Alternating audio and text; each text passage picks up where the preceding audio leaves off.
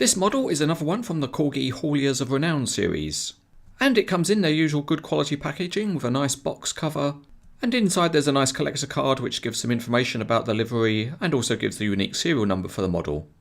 There's also a postcard so you can receive information from Corgi. The box has a clear plastic lid over the tray that holds the model, and in tyre modern fashion we removed the lid. Inside there are a few pieces to the model, so the first out is the trailer. Yes, that's right, you just have to lift it out. And after that, let's see if our man can successfully get out the Scania tractor. Yes, that's good, well done, nice smooth operation. There are a couple of small bags which contain door mirrors and parts for the load. That's right, put them on the deck, there's a good lad. And the last two bits out are the resin cable drums. Well done, now don't forget to clear up the mess.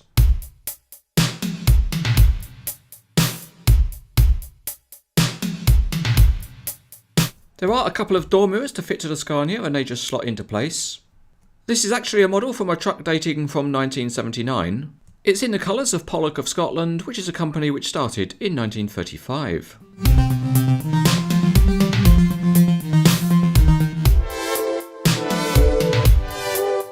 The chassis is typically simple for Corgi, most of it's metal. The exhaust and drive shaft are plastic and the tyres are all of the same design. The wheels are very nicely painted with their silver wheel nuts. The Scania looks really good with the advertising sign on top and the sharp graphics.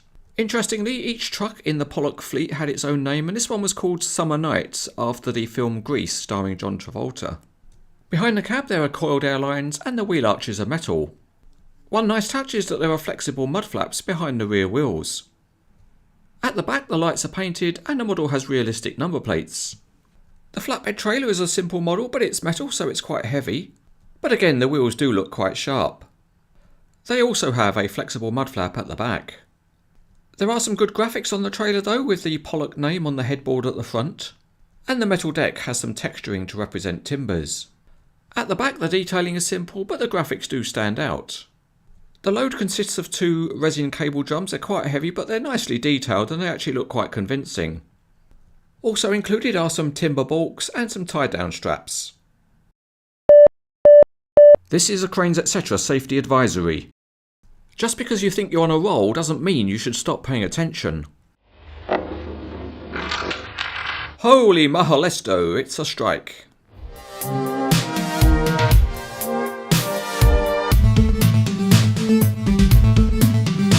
Out on the CranesEtcTV motorway, the Scania 111 drives very easily, but it has very limited functionality and there's no steering. The trailer is also a simple model in terms of its features. If you like spinning your wheels, then these ones spin very easily. And they've also got a lot of up and down movement to represent suspension.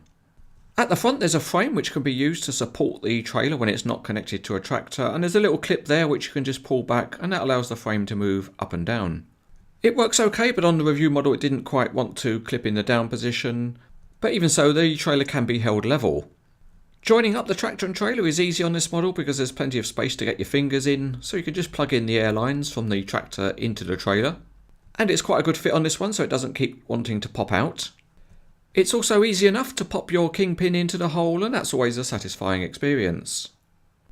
With the vehicle ready we can add the loads, and there's no particular instructions for it, but you can follow the picture on the box. So we'll start by laying down a couple of timber balks and then we can put a cable drum between them. To secure the load there are elastic straps which just hook onto either side of the deck. They are a bit fiddly to get in place and you do have to give them quite a tug to get them to stretch over the top of the cable drum. However, there is some advice based on experience, and it's best to keep a tight hold of those straps because otherwise they might fly off, shoot up your nose and blow the back of your head clean off. And I can tell you it's no fun cleaning up the mess afterwards. Once the parts are all strapped on, it does make an interesting load and it's a good looking truck overall.